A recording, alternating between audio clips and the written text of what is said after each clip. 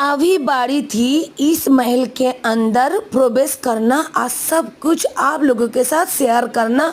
और पौराणिक कथा अनुଯାयी यहाँ पे भगवान शंकर और माँ पार्वती का विवाह हुआ था। इसी स्थान पे माँ सती ने कई साल तपस्या किया था भगवान शंकर को पति रूपे पाने के लिए। भगवान शंकर उसको वादा किया था, मैं पति रूप में आपका स्वीकार करती हूँ। इस शादी से दोखो राजा दुखी था और इस शादी को मंजूर नहीं किया था।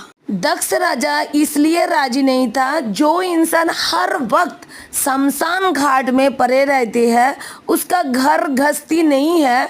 इसकी वजह से एक राजकुमारी का शादी एक शमशान वासी के साथ नहीं हो सकता, इसलिए दक्ष राजा राजी नहीं था। तब भगवान शंकर बारात लेके दक्ष राजा की महल तक आ गया था। तो दक्ष राजा की पत्नी देखते ही चक्कर आ गए थे और माटी में गिर गए थे। दक्ष राजा की पत्नी इसलिए चक्कर खा गए थे, जो जिसके गले में हार नहीं सर्प का हार है, जिसके बदन पे भस्म है और जिसको सारे बदन पे रुक्ष दक्ष है और जिसके साथ भूत प्रेत वास करते हैं, उसी के साथ मेरी बेटी का शादी नहीं हो सकता। फिर भी माँ पार्वती भगवान शंकर के साथ इसी स्थान पे शादी किया था। भगवान शंकर की शादी में मुख्य पुजारी था ब्रह्मा और उसको साथ दे रहा था भगवान श्री नारायण।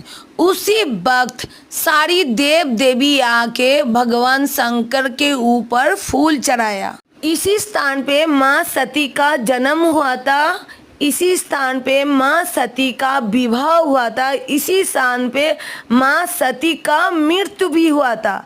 इसलिए इसी स्थान पे माँ सती का अलग अलग रूप दर्शन करने को मिलता है।